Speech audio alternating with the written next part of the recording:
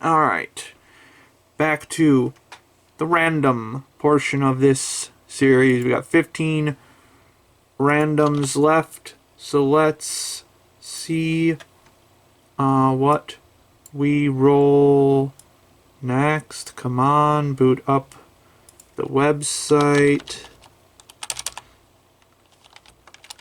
Let's just type that in normally. There we go. Okay, so we got 15. Let's see what we roll. 7. 7 is from Bureaucrat to Villainess. Dad's been reincarnated. This was another one of the popular isekai of the season. I believe it's Otome game adjacent, maybe. Let's see if it's as good as Red Ranger. Alright, another surprise isekai finish. Although not quite as much of a surprise as the last one. I just finished up From Bureaucrat to Villainous. I forgot what the second part of the title is. But this one in particular is an Otome game isekai. Premise of this one, Japanese businessman, or I guess civil servant really, gets reincarnated as the Villainous in an Otome game. I really like what they do with this premise in particular, in terms of like, it's like this 50-year-old very wholesome dad who is also like an otaku who gets reincarnated into this game, because it's like, he's not like a teenager or anything already. He already has like a full family that he like really loves. So this is not the typical type of character to get isekai. It is not someone, not like a disaffected teenager or something, or like someone who is like just kind of like wasted their life or anything. It's just like a normal dude who also happens to be like a bit of an otaku who gets isekai'd. And so the way that he approaches the different like flags and different like events in the Otome game are very unique to his character and end up being very funny, because like he also sort of has the typical villainous anime trope of like, I need to act like the villainous so that the heroine progresses properly, which has been popping up a lot lately. I was originally going to say that the feel of this one is a lot like Hamefura, but now that I remember Hamefura, that one actually had like the opposite sort of like direction of it, where she's constantly trying to not be the villainous and succeeds in not being the villainous, whereas this one's more like he is trying to be the villainous, but he's such a wholesome dad kind of character that it just makes it just endears him to everyone.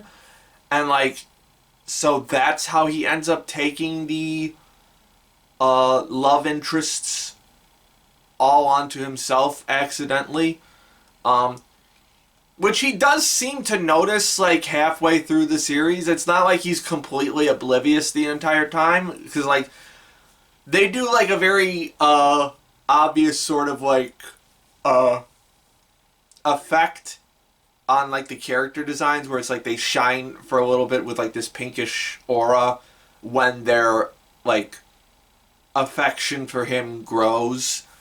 And he starts to figure out that that's what's going on, like, halfway through the series. He's like, oh, whoops. Oh, well. But I just love how wholesome he is. And that's what makes a lot of the comedy in this work. And also a lot of, like, character writing, too. Because he's, like, he is very clearly not interested at all in having any romance with any of these characters, not just because he's not interested in them, but also because he's like, I don't belong here. This is for the heroine to do all the romancing. I'm just some 50-year-old Japanese dude who's trying to get back home, who's trying to get un-isekai'd. Which is another thing that I've sort of not seen a lot of in isekai lately, the trying to get home part. Like, that used to be more of a thing with isekai, with like the Log Horizon era of isekai. That used to be more of an impetus for this kind of stuff. And even like older isekai, probably, or if I'm recalling, like 12 Kingdoms-ish kind of stuff, if I'm recalling 12 Kingdoms correctly. Or I guess Ray Earth would be a better example. So, it's just a nice change of pace, I guess. And also it's just like very, very laid back and very fun. There's no like... it's not unserious, but it's also not like super serious. It rides this nice comedy line of being like just being very pleasant and fun to watch without like throwing in a bunch of stupid bullshit. Like, it doesn't have to like over explain itself to make the setting work, or like contort its characters into knots to make them fit a particular plot line. Everything just feels very smooth and clean and just very tight. Which might be due to the fact that I guess this is a manga adaptation, or an adaptation of a manga, which has been happening a bit more with isekai as of late. Most isekai tend to come from light novels, and a lot of light novels are not very tightly written. It's something that I've started to notice a little bit myself now that I'm actually like reading light novels. Like, what have I read so far? Let me take a look at my shelf. I can actually see right next to me all of the light novels I've read. So I read Chainsaw Man Buddy Stories. I've read 3 volumes of I'm in Love with the Villainess, 2 volumes of Irina the Vampire Cosmonaut, the first volume of Magi Revel. I just started the second volume. A Triple X Holic side story, and then 2 volumes of Boogie Pop. So I'm starting to get my light novel game up, and there can be a lot of meandering in light novels sometimes. And so good anime tend to tighten that stuff up pretty well. Mediocre anime sometimes don't. What even tangent am I on right about now? I just wanted to mention that this one is an adaptation of a manga instead of a light novel, I guess. Kind of like Isekai Oji-san, which I didn't finish, but was definitely interesting in terms of isekai.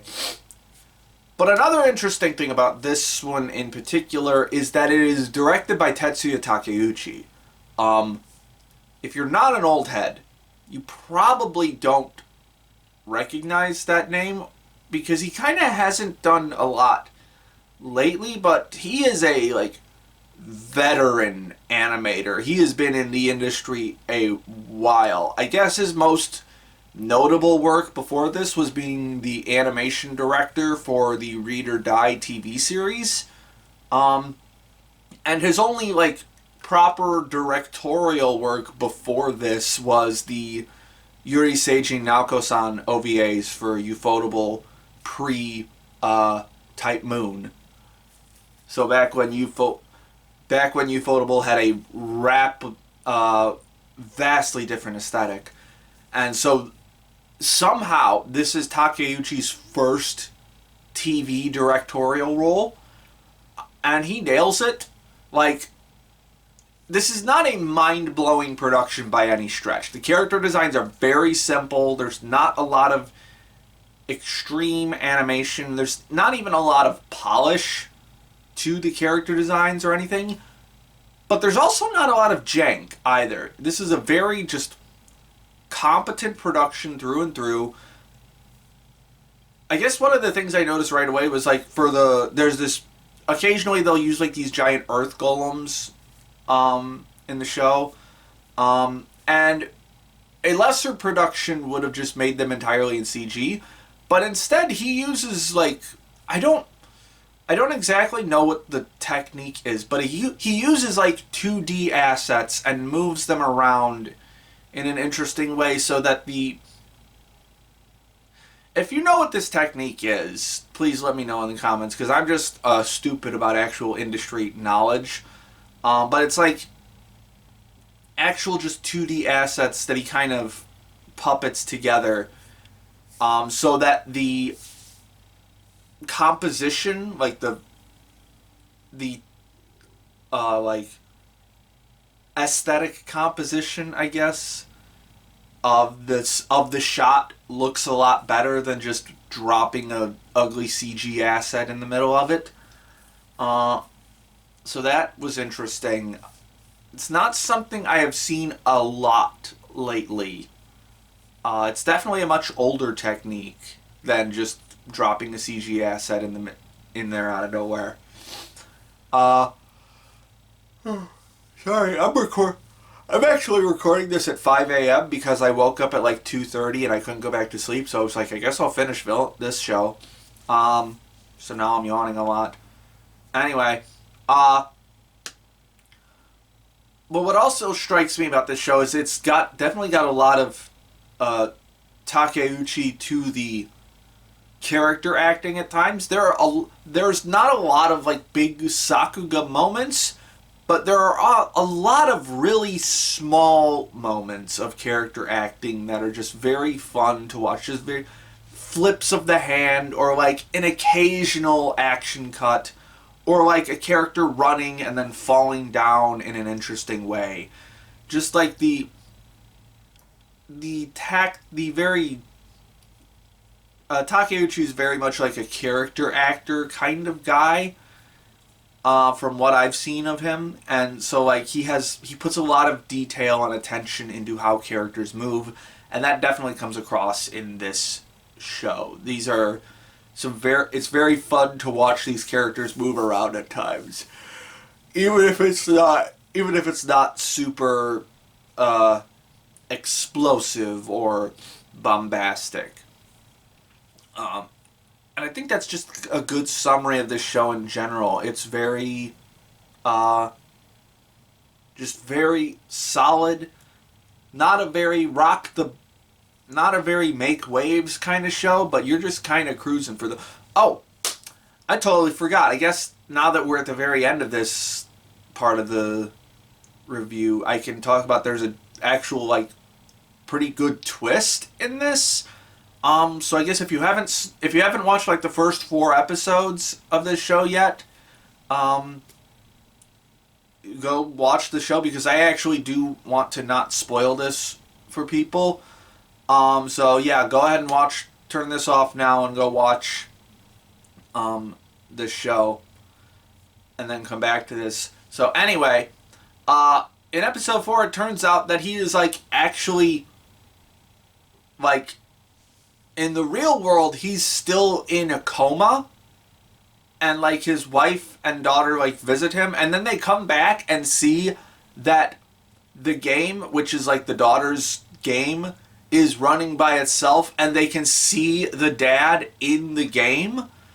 And then like occasionally they have to play the game as well. Like they have to do certain prompts, like switch over the familiar's elemental attribute and stuff to like move the plot along, to help the dad move the plot along. Which I'm shocked I have not seen at all in an isekai yet. Like the closest it gets that most of the isekai I've gotten to like really interacting with the real world after the isekaiing while they're still in the isekai world, is a log horizon, and they're not even interacting with the real world, they're just interacting with parallel worlds, where it's like in season 2, like they figure out how to communicate with other servers. So I'm kind of shocked that this has not come up before. It's very... I do wish they had done a little more with it. And maybe they will if this gets a second season. There's definitely a lot of, like, mysteries being dropped in, like, the last couple episodes. Like, there's this mystery, like, some clues of, like, some mystery going on. Like, there's this interaction between the heroine's mom and the villainess's dad that's, like, very mysterious. It's like, what the heck does that mean? Like, what's going on there?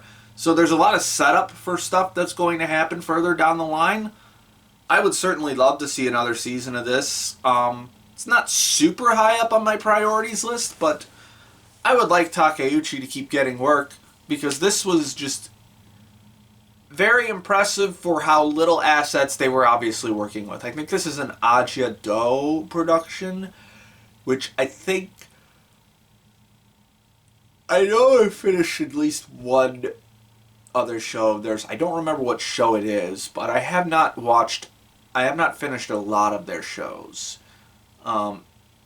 Usually because they're very plain and not... Actually, I don't even remember what their other shows look like. But give me more Takeuchi. That's all I have to say. Is it's a very fun, very mellow isekai, with a great director behind it. Give Takeuchi more work, please. Alright, Bureaucrat to Villainess is complete. We're going to scroll up and put it just under Red Ranger with another decent 7. A lot of decent 7s coming up for this season. So, yeah, that was just a nice, fun little isekai. It is good. Alright, so we got 14 randoms left. Let's see what our next lucky winner is. It is 11. What is 11? I have a crush at work. I think this one's like not even licensed or anything, or it's not, at least it's not on one of the major streaming platforms, or major streaming anime platforms. Anyway, this is probably a smutty workplace rom-com. So let's see how hot it be.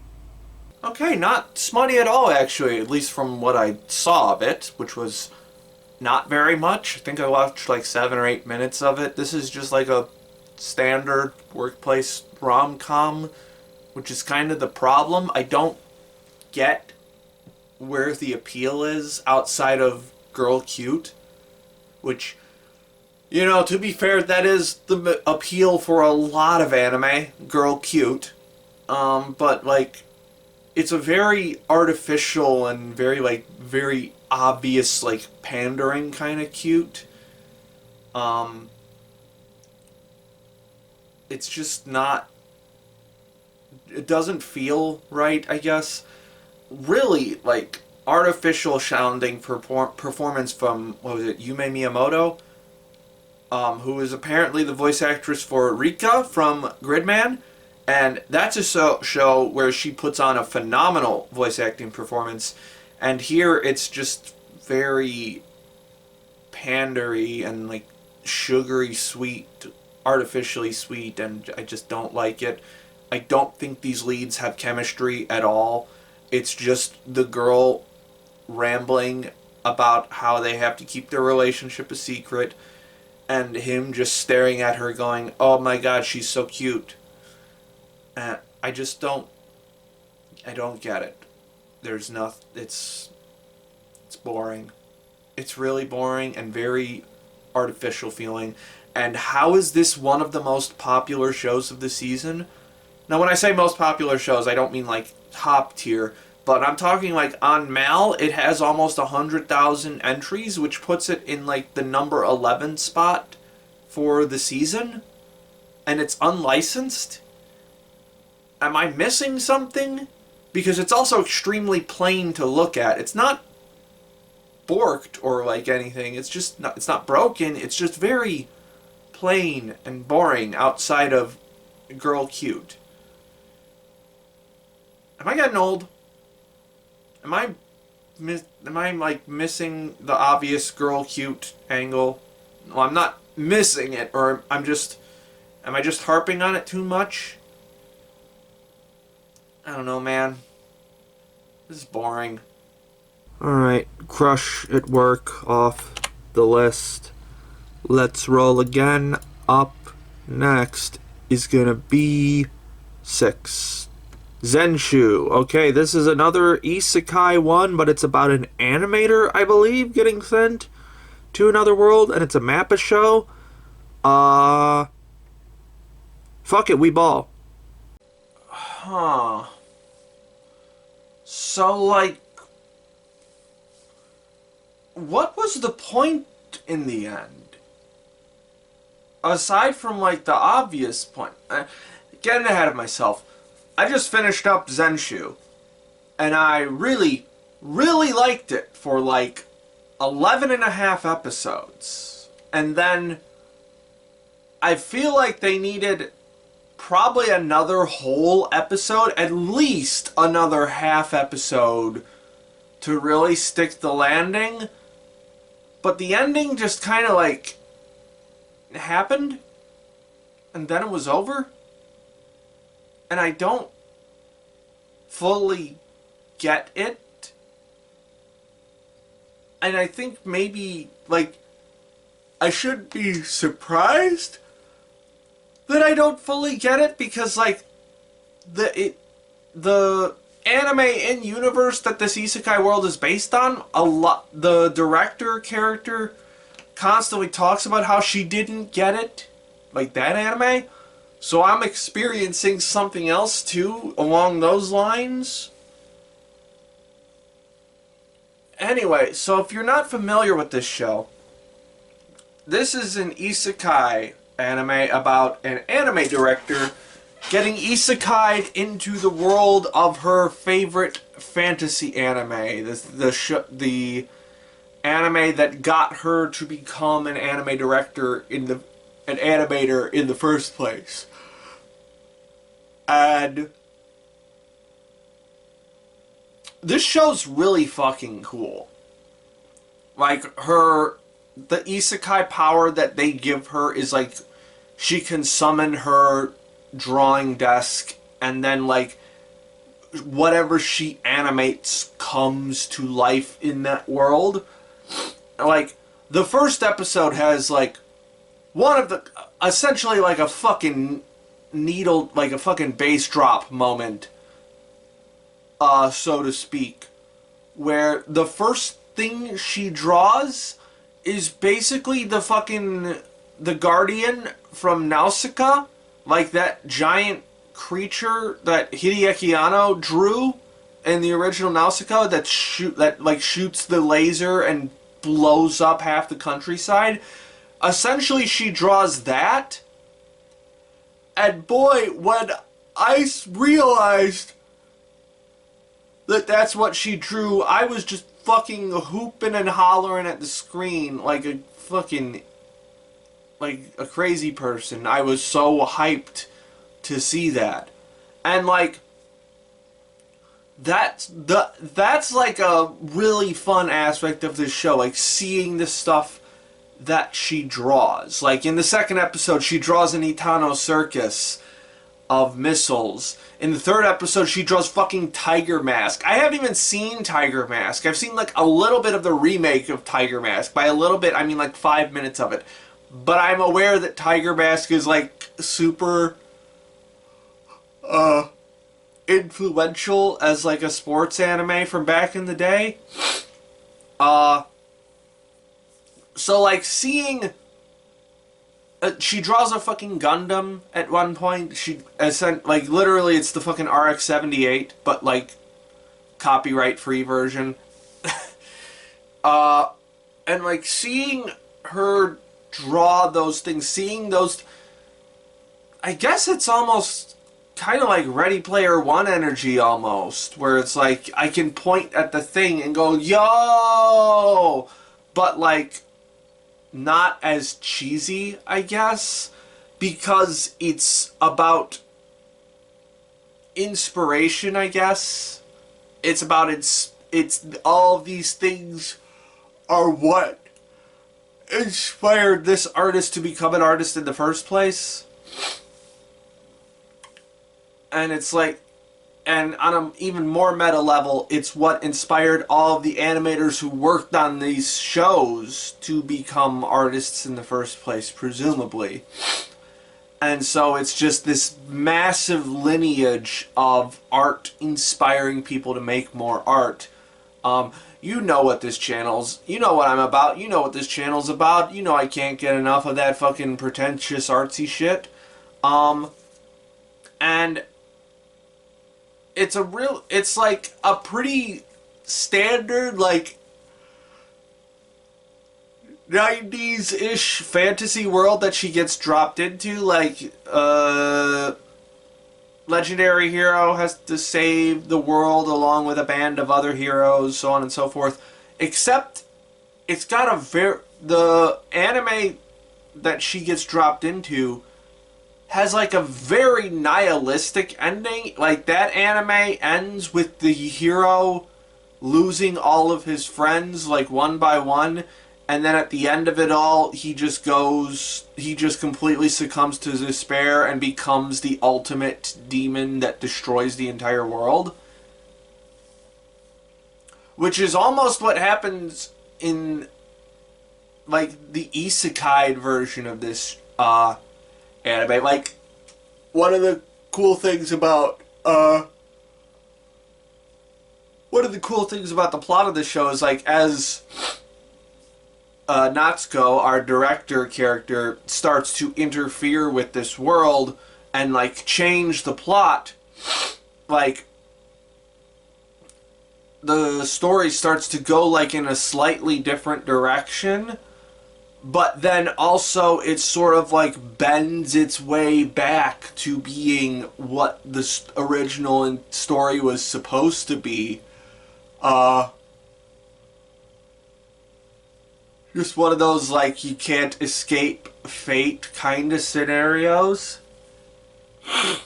And originally I had thought it was the result of the other director character, because we find out that this, like, bird character that's been wandering around through the entire series is the director who made the original anime film that this world is based on.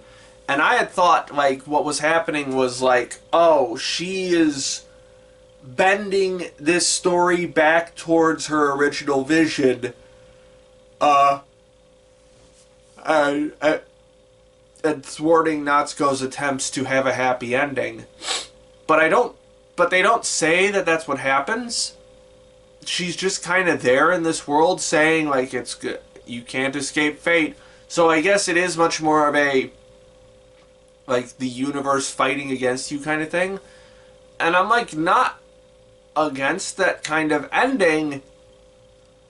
But if we're going to be, like, all meta about it, and the only, like, the actual ending to the show is, like, Natsuko comes back and her love for the main character is what saves the day at the end. Very anime ending. But, like, boy, it was rushed. And it was, like, it just kind of did a, like, and here's our happy ending. And then, like, Natsuko gets returned to the real world. Apparently she didn't actually die from eating fucking spoiled clams. Jesus. I don't think that's how food poisoning works. I don't think you die immediately. Unless it's like fucking pufferfish or something. Boy, I'm tired. I'm tired all the time now, apparently. Yeah, but it's like they needed to spend so much more time on this ending to really delve into like what the point of it all was. 'Cause like I don't get it. Like I don't like what was the point of getting isekai into the world of this fantasy anime film that you loved so much that it inspired you to to have an entire career in the anime industry, but then also you like changed the ending to be a happy one. Like I understand it's sort of like a fan initiative of like you want the characters that inspired you so much to be happy. So I understand it in that regard, but like what was in it for Natsuko? I mean, again, what was in it for Natsuko is she, over the course of the series, she learns how to work as a team and not do everything herself, which was what was causing her strife in the real world with this anime film, with this other anime film that she was working on, and just not being able to delegate the workload to everybody else. I get that part. It's just, I don't know, something about this ending just feels severely lacking. It just feels like it didn't fulfill its purpose, I guess, is what I'm trying to say. Which, like, is presumptive of me to say because I don't fully know what its purpose was supposed to be other than, like, an entertaining isekai romp where an animator gets to use animator powers in an isekai world. And you know what? It is like a comfy little isekai world. It is very, for being an obvious like hodgepodge of 90s fantasy settings, it still felt comfortable to interact in. I felt like this was a very fun world to see all these characters adventure in. Fuck.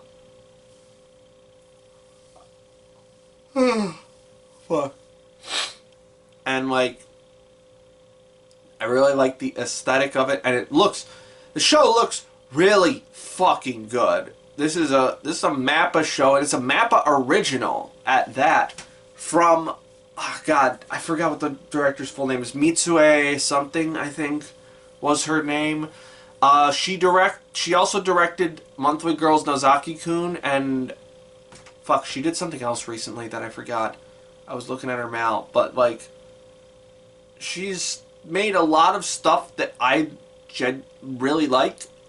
She was apparently a big Doga Kobo anime. Big Doga Kobo animator and storyboarder before this. And really appreciate her vision for how this show looks. Like, it is so fucking crisp and clean. The character designs are really fucking good. While we're talking about that, how do I say this? It's not an important character, so they don't show up very often. However, and maybe this is just because I've read a lot of Osamu Tezuka manga. Some of you probably know where I'm going with this. But,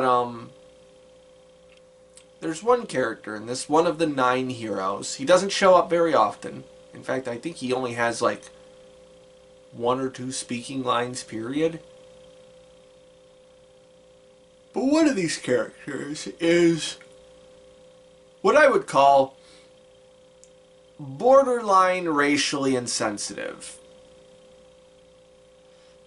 And since I'm just white American guy saying this, you can probably just go ahead and take the word borderline out of that, because I am not the ultimate arbiter of that. But when I see the big Sambo lips on characters that are of darker skin tone, and the character is dressed like he's like living in an African tribe, his grass skirt and everything, I was honestly waiting for them to do something very meta with it, and for like Natsuko to be like, wow, I can't believe they drew characters like this back then. Like, if he didn't have the lips, I probably wouldn't be bringing this up. But he's got the big Sambo lips. It's 2025! You can't be drawing that in 2025! Thankfully, it's a character that, like, barely shows up. But boy, that was a choice! So that's my side tangent about that. Anyway, aside from that, really liked the character designs, very crisp and clean, but also had this great blend of being unique enough to stand out while also feeling very traditional in their design. Like, we've got the main blonde hero character, we've got the elf girl with a non-standard hair color, we've got the mascot character, this time it's a unicorn, voiced by Rie Kugimiya. By the way, really solid voice acting roles all around for this one. Fucking, like, Minoru Suzuki is the elf character, Memelin? I don't know how you're supposed to pronounce that. Rie Kugimiya plays Yunio, this mascot character. I have not seen Rie Kugimiya pop up in stuff lately. Like, I know she's just been around for forever, so she's probably just taking it easy now and just popping in whenever she wants to. Or maybe she is in stuff that I'm just not watching. But I miss her. She's like one of my favorite voice actresses. And she does her Rie Kugimiya voice for this character. Fucking Romy Park voices this sexy anthropomorphic dragon character. Like, and like, boy, I forgot how like suave Romy Park's voice is. Yeah, really solid voice acting performances all around. Solid score. I forget what else the guy who did the music for this did, but they worked with the director for this series on several other projects, so it's just sort of like, alright, you know how to work with this composer, and it works. And the fucking animation is super goddamn gorgeous. The, like, quote-unquote transformation scene for when Natsuko is summoning her desk to draw is just so incredibly bright and poppy and cool to look at. It's got this very surreal kind of imagery in it. Yeah, this show is... I think this is the best looking show that I've seen this season. I'm pretty sure. It could have used like a little bit more interesting cinematography, I guess. Like, when I say interesting, I mean like more impact, more like deliberately cinematic, I guess, is what I'm trying to say. It does so a little bit of it in the second to last episode. And there's nothing wrong with the cinematography that it has. It's very solid. It's very effective at being... at just putting the action in your face, putting the emotions of the characters in your face. It's very good. It's just... this is a nitpick. I'm like, if I had like a little bit more like abstract color design, a little bit more wacky camera angles and framing stuff, really would have boosted it to incredible levels. But you know what? They're already pouring so much into the animation that I think that compensates.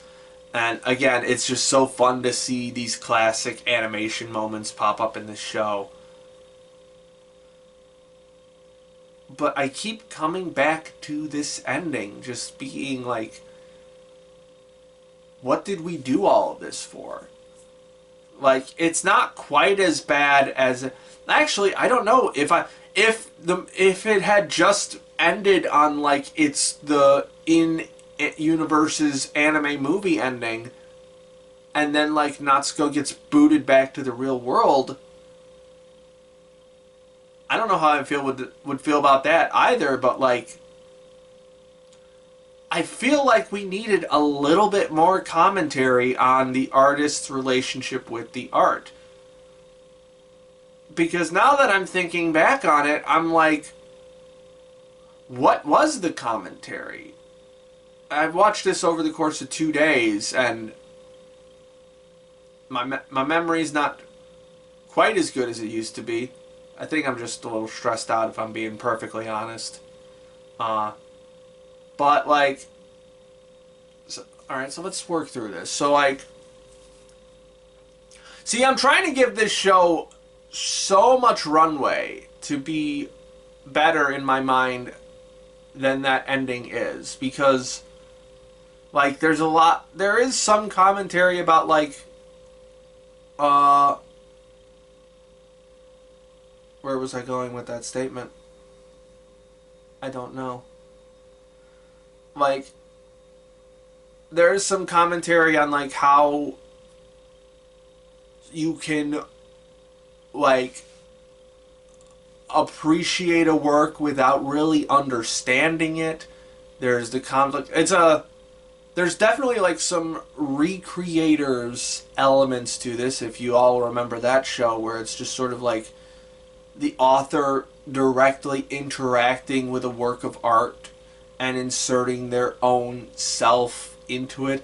That would have been a really cool way to take the series if like ultimately this had ended as Natsuko's rendition of this movie that so inspired her. But also that might work against like the fundamental idea of inspiration in this show, because then she would just be changing the work that inspired her. But then you could like do commentary on that, I guess, is like comment on, if you're constantly changing the work that inspired you, is it still something that inspired you? And that you could answer yes or no to that question. I just feel like we got left in the cold with this ending, because it really didn't give an answer. Like, not that it's not one of those like, oh, the answer's up to you kind of ending. It's just kind of shut everything down and booted you out of the theater almost. It's like it's like the projector skipped 15 minutes of the film, and then you saw the climax, and then like the ushers walk into the theater and just throw into the hall and just throw you out of the theater. It just feels like a kick in the shin almost.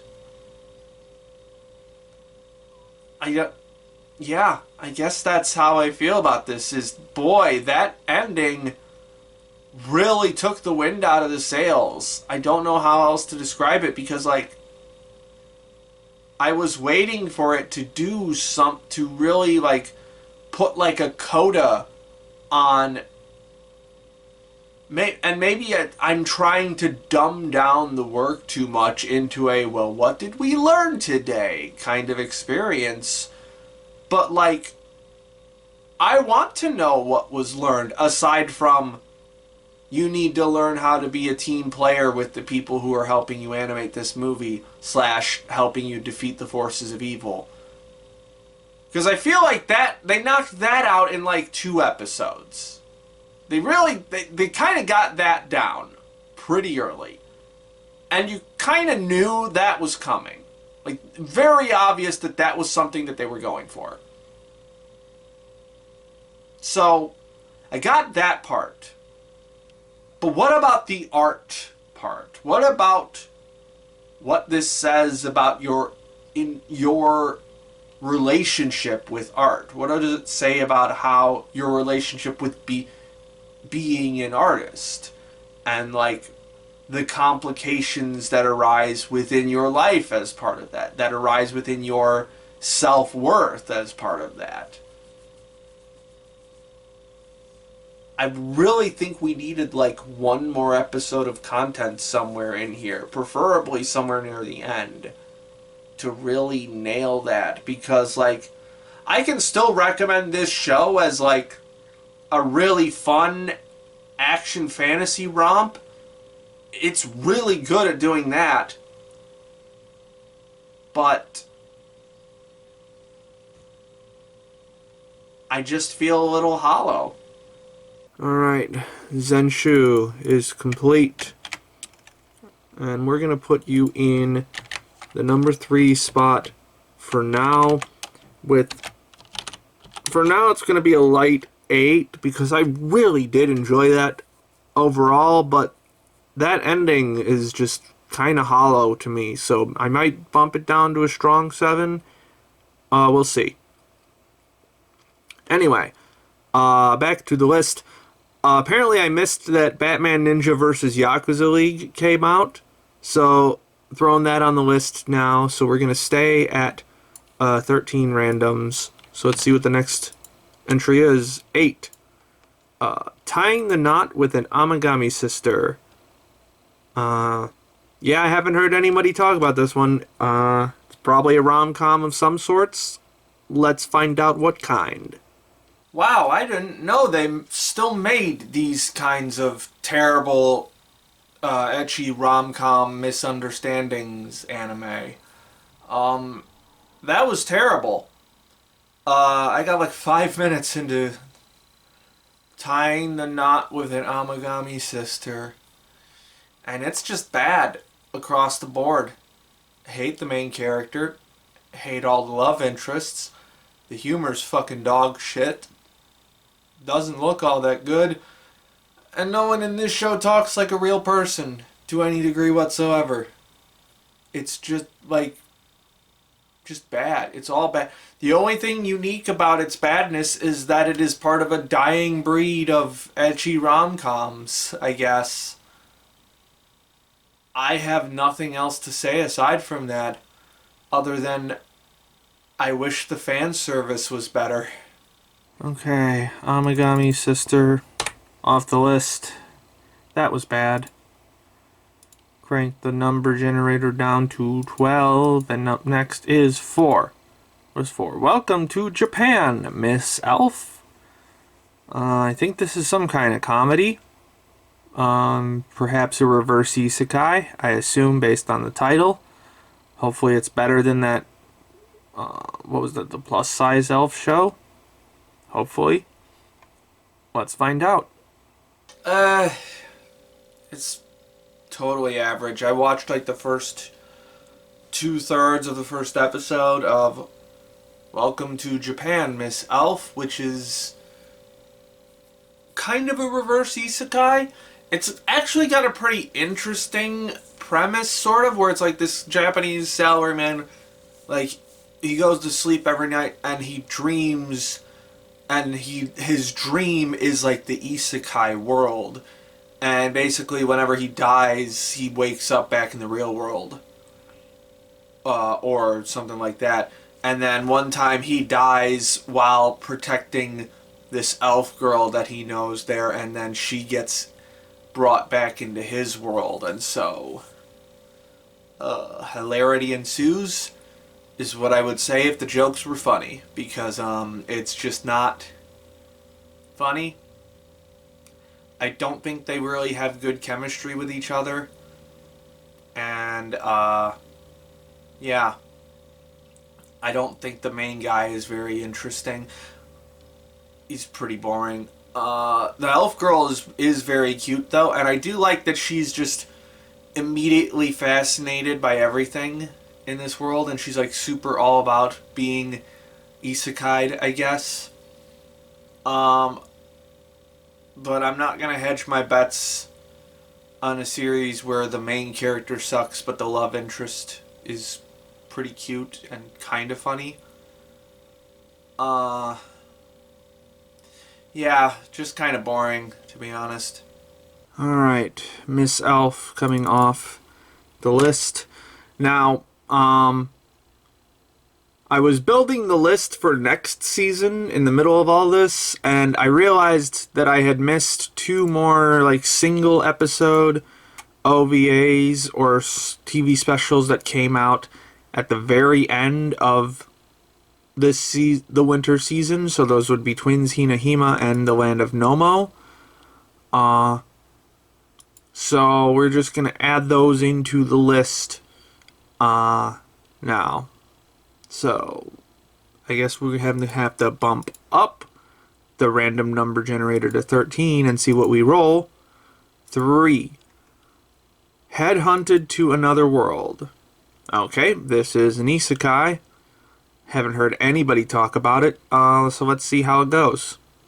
Dear Lord, that was fucking lame. Oh my god. Fucking Headhunted to Another World, from Salaryman to Big 4.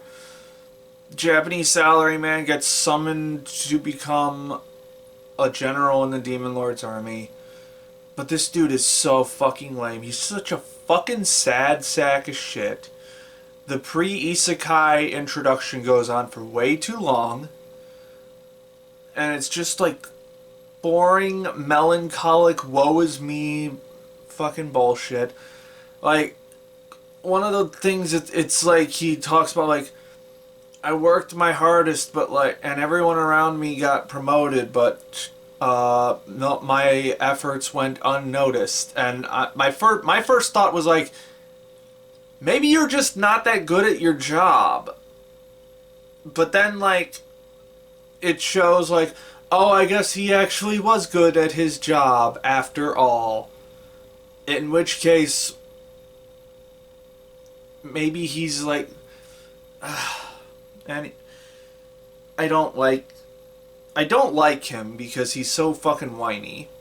And then once he gets isekai'd, it's like just the lamest dialogue fucking ever. And like, I don't have the patience anymore. We're nearing the end of this. Not that I'm trying to rush through things that might have potential, but there's no potential here. I got a nose for this kind of thing. It's just so fucking lame, and the fucking color design sucks shit. The weirdest thing was like the OP was kind of poorly edited. Like, it wasn't timed very well. It didn't flow all that nicely. And then just the whole color design and like shading and everything for the show itself was fucking bad. This was just so fucking lame, man. Next. Okay, Headhunted to Another World is coming off the list. Let's roll again. Up next is 2. Medaka Kuroiwa is impervious to my charms. I heard that this one was not good, even though there was a lot of lead up to it in terms of like promotion going into this season. But let's give it a shot. Yeah, that one's just not funny. I did not laugh at all. The joke is that through some kind of magical thing, probably, or just anime logic, the main character is a super cute girl and everyone like falls head over heels for her. Except for one guy. And the joke is that she is so up her own ass about herself that she must absolutely get this guy to fall for her, or at least pay attention to her positively. And that's the joke. And it's not, and the different iterations of that joke have not been very good. It appears as though there is probably something going on with this guy, Kuroiwa, as to why he is not paying attention to her or something of that nature. But I really don't care because this is just not funny and not interesting. Alright, Medaka, Kuroiwa off the list. Let's do a couple more entries. What's up next? 6. Babanba Baban Vampire. This is a Netflix one, I think. Or at least it was licensed by Netflix. Haven't seen a single soul talk about it. Yeah, let's give it a shot. Yeah, no. Nuh-uh. I watched a little bit of Baban Vampire, which I think is supposed to be a comedy series, but the jokes are either A, not good, or B, what the fuck? Like, it's like a vampire who lives at a bathhouse or something. I think it's just supposed to be like a slice of life comedy series. It looks mediocre at best. There's like an opening bit where he's like dancing that looks kinda good, but it's not like framed super well. So it loses a lot of impact. But there's two things that made me like really go like, yeah, this show is like not good. The first is that this vampire gets a boner over a 15-year-old, and like they frame that as like comedic, I guess. Like, I don't think this character is supposed to be a bad guy here. They spent a ton of time framing this as him being like very helpful and good and stuff. Maybe if I watched a little more, it would be very much like, oh, this guy's definitely a bad guy, but like doesn't seem that like that's the way they're going. And that's not typically the way that they go with these kind of shows. But second is like, I love when anime can't figure out color, like, in the narrative. It doesn't happen very often, but like, the vampire describes this teenager's hair as jet black, and I was like, I don't think his hair was jet black. So I backed up a few seconds, and I was like, no, his hair is clearly brown.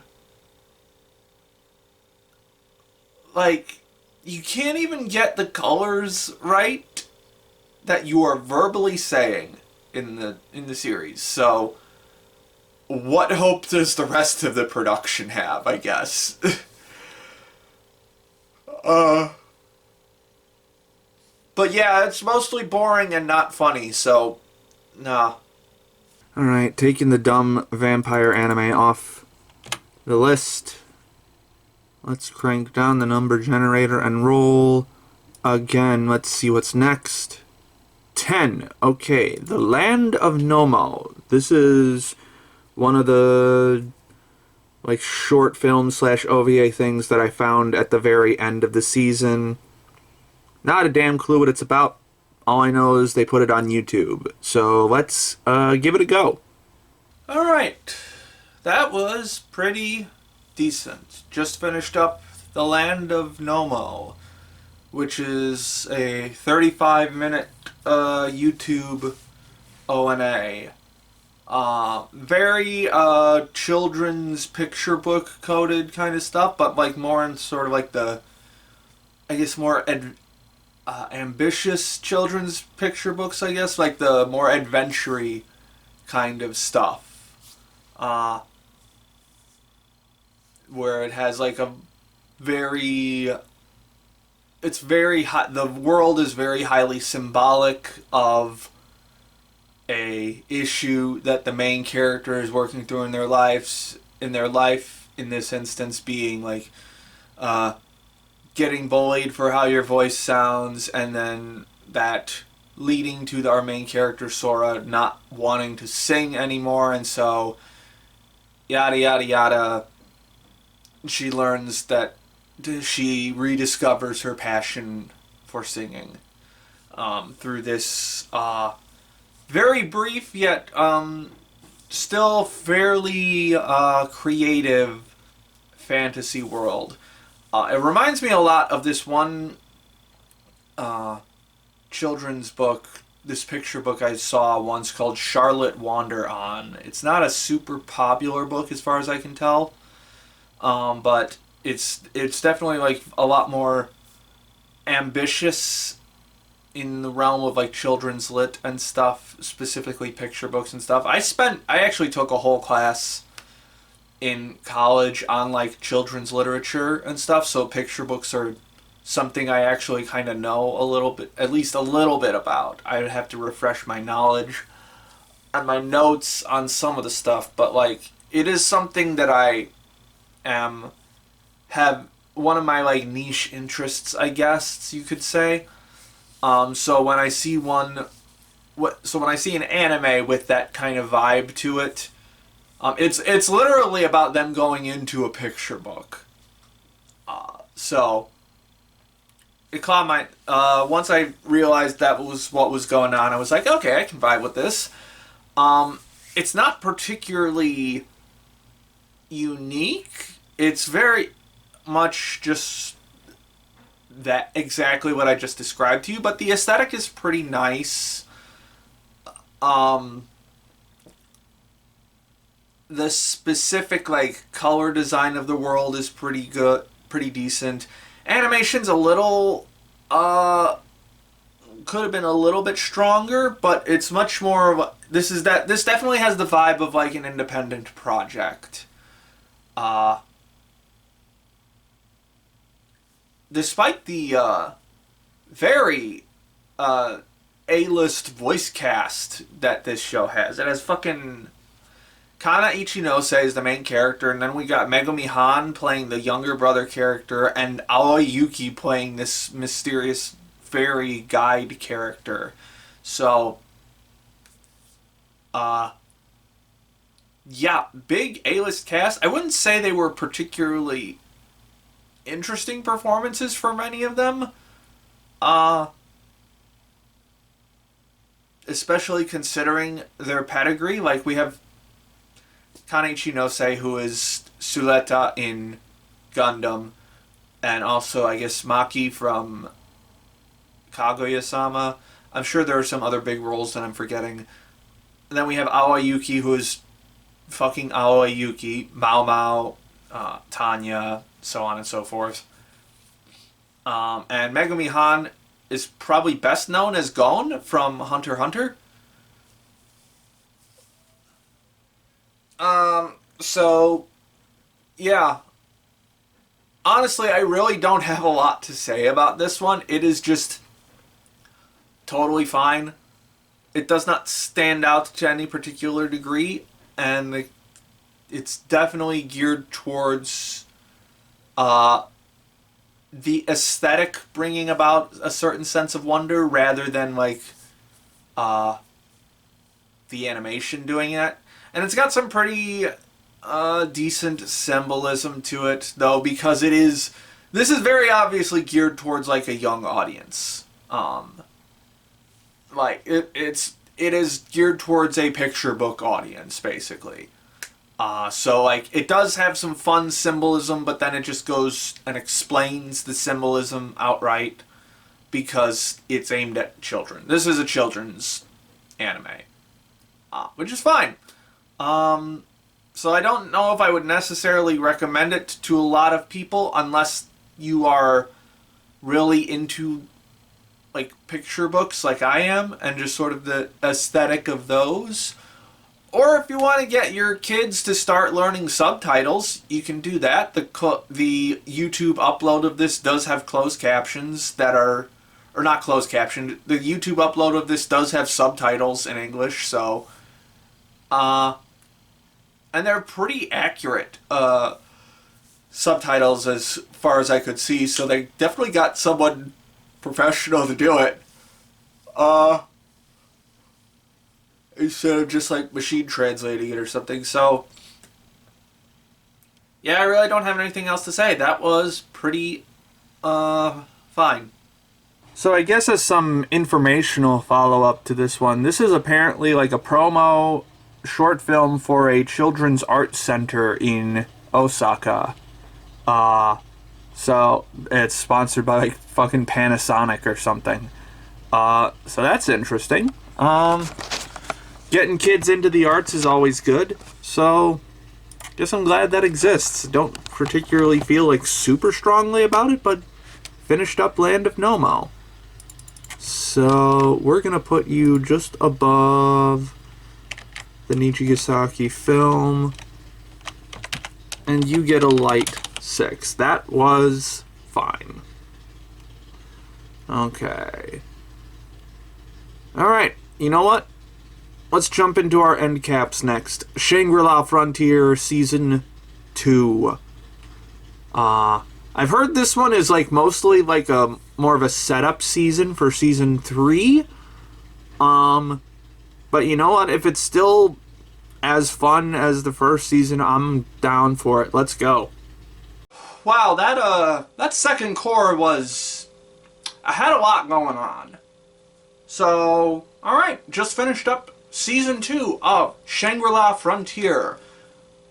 Understand some people's critiques about this season. Still very good, but I definitely understand it. We'll get to that in a sec. If you haven't seen my previous episode on this, you can go back into the annals of the seasonal wrap-up show to find that. I think it was also a winter season. Probably. I'm gonna guess it was winter 2024. I'm not entirely sure, but I'm gonna guess that it was then. Maybe. And this season pretty much continues everything that was good about that season. The way that it goes super in-depth into the mechanics of the game is so incredibly fun. A little, like, too much at times. You definitely get a lot of information overload at times, but at the very least, like, the stuff that it is overloading you with is very interesting to think about. The different strategies that they employ to beat different bosses, how Sunraku is able to sort of break the game to his advantage, and how he is often thwarted against breaking the game to his advantage. Is very fun, especially with a lot of these new rare enemies that have popped up in this season. The Goldie Scorpion fight was so fucking intense and cool. Just the way that he was able to interact with the physics of the game. The Inventoria teleport thing does start to feel like a bit of a crutch at times. But I think that's also sort of that's not necessarily a complaint, I guess. Well, it is a complaint, but it's not necessarily like a fault with the writing, I guess, because it's like, it makes sense that Sunraku would use that to his advantage as much as possible. It just feels a little too OP at times that he can just have his own area that he teleports to like, cool down or avoid an enemy attack or something like that. It gets used a lot this season. So it does feel like a bit of a crutch at times, but also I see. Okay, so the thing about this show is the way that the enemy names are romanized and the way that they're pronounced are completely different. So the wolf is spelled like a gun, I think. but it's the characters pronounce it like Lucagon. So I'm gonna say Lycagon. Like what they actually say is Rukagon, but I'm just the wolf. I'm gonna call it the wolf. The wolf. So the fight with the wolf, was actually super interesting in regards to Inventoria because it's like, yes, he could use it in that fight, but that would expose his allies to the attacks of the wolf, in particular his NPC allies, and it's like, hey, NPCs get permadead in this show, so you can't, like, just abandon them because they will fucking die, and then quest lines will be done. Just wiped off the face of the earth. So that made the wolf fight very interesting in that regard and made it so intense. This show does like multi-episode battles better than a lot of shonen anime that I've seen. Like the wolf fight in the smack dab in the middle of this season was like 4 episodes or 4.5 episodes, somewhere around there. Yeah, I think it was 4 episodes. And it was just fucking intense all the way through, and it never felt boring or like it was going on for too long. There was always something about it that was super like some kind of exciting twist that happens to, like, obviously they are stretching it out as much as possible, but they're stretching it out with things that are really interesting to stretch it out with, and giving you like little hints here and there as to how this enemy actually functions, and the reveal of like, oh, this isn't actually the Colossi itself, or the Colossus itself, it is just a shadow of the true form of the Colossus that they now have to track down, now knowing that. So that was really cool. Really liking the clan dynamics of this, and how that leads to a lot of shenanigans with our lead characters, because all of our lead characters are just kind of fucking little shit assholes, gamers, and just like, when it suits them, they very much have a fuck you got mine attitude. That's not like excessively mean in any way, but it's just sort of like a, you fucking asshole, what the hell? Now I gotta deal with this shit. In a very gamer way that was very fun to watch. Really, it was very funny. And yeah, I liked the detour into, what was it, Nephilim Fall or whatever, the mecha game. I'm not sure what, I think that's supposed to be like Armored Core-ish. And I'm not entirely sure because I haven't actually played Armored Core. But I liked how they were able to break away into that game for a little bit. Not only to like reorient Sunraku's brain around solving problems in Shangri-La Frontier, but also just that the mechanics of that game were really interesting. Not nearly as interesting or as in-depth as Shangri-La, but enough for it to be a fun little side quest. Now, Galaxia Heroes, on the other hand, which is the fighting game in the second half, which is sort of like an amalgam of like a bunch of different hero video games. It's a little bit like Marvel Rivals. The naming scheme is much more like, I guess it's kind of Marvel Rivals-ish, but this was obviously written before Marvel Rivals, so it's not a hero shooter per se. It's more of a one-on-one thing, so it's kind of got a little bit of Marvel v Capcom in it, because it's like a fighting game. But it's not like a side-scroller fighting game, or I guess what... I don't know enough about fighting games to do fighting game lingo, so forgive me for that. But it's not like a set arena fighting game, I guess I could say. Um, and the mechanics for that one are less solid, definitely. Like, one of the win conditions just made me go like, that sounds fucking stupid. Like, one of the win conditions is like, max out your, basically max out your limit break, reach your alt or whatever, super alt or whatever, and then like it unlocks a cube on the map, and if you grab the cube, you win. Which, like, that seems very anticlimactic and cheap, sort of, unless there's a bunch of other conditions on top of that happen as a result.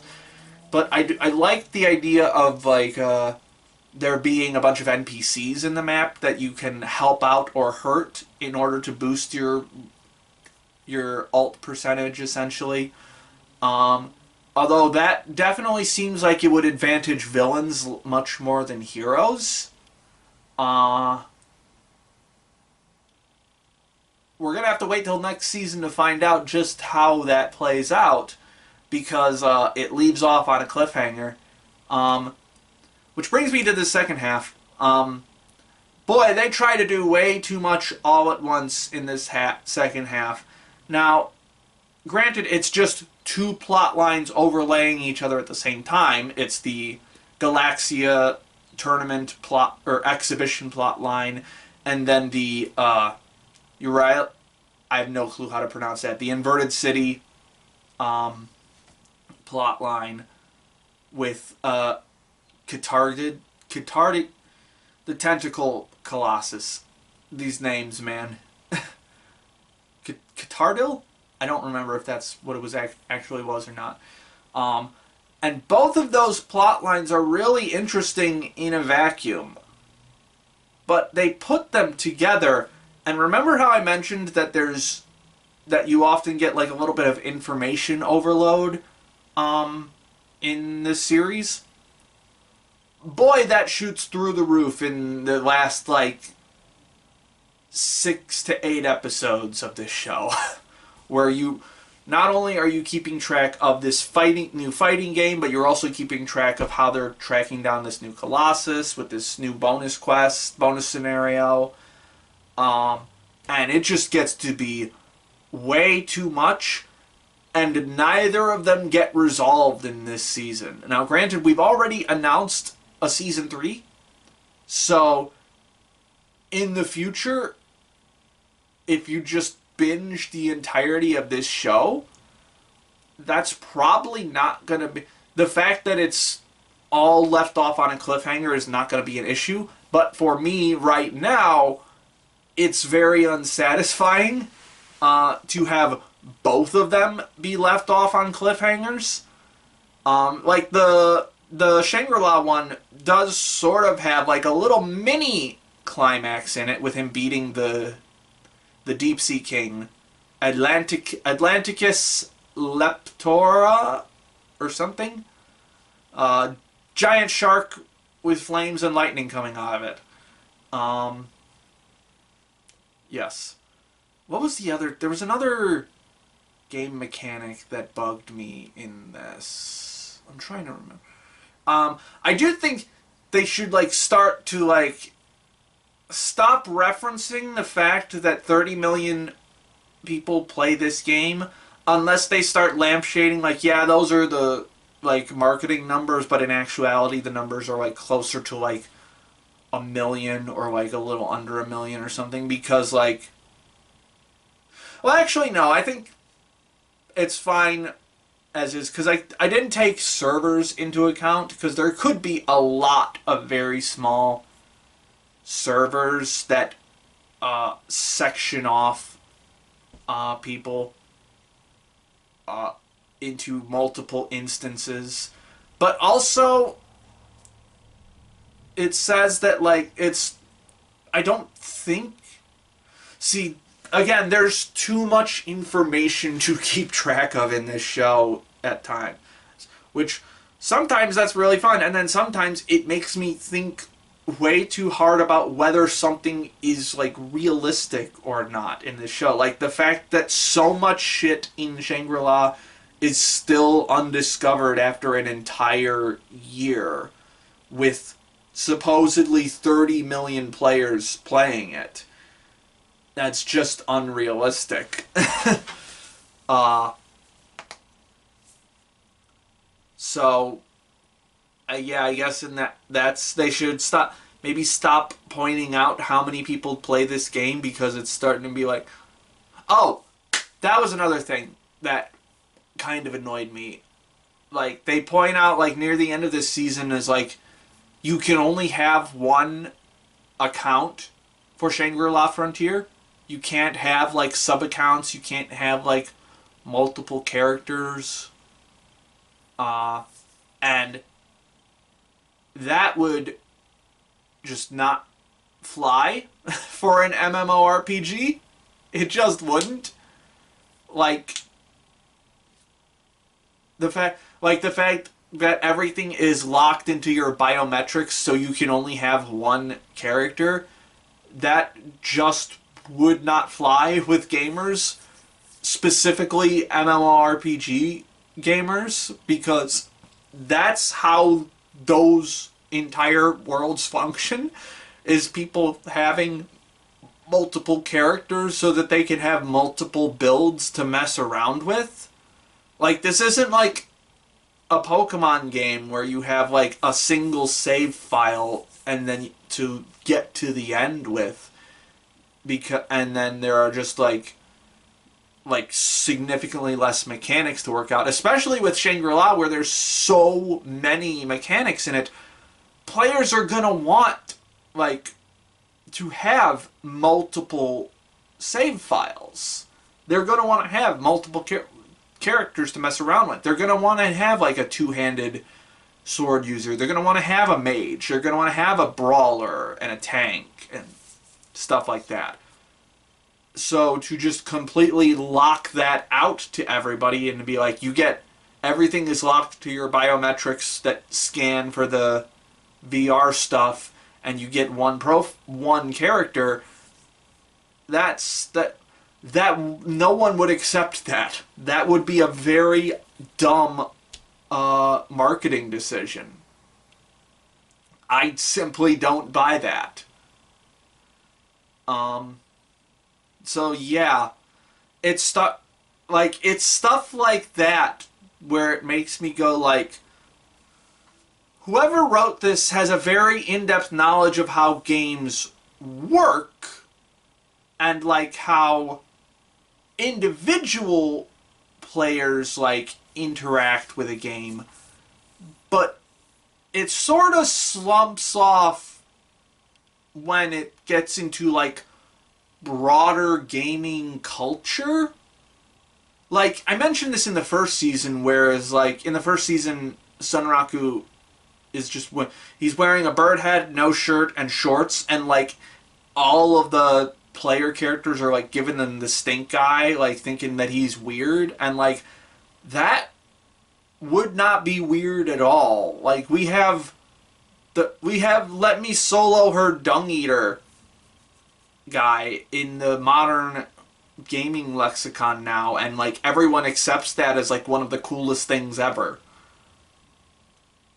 So like that wouldn't be weird. So it's like there is a definite disconnect between being super in-depth with the actual mechanics of the games and being able to break those mechanics down in interesting ways and invert them in interesting ways, and the culture of gaming and stuff. Like another example is like to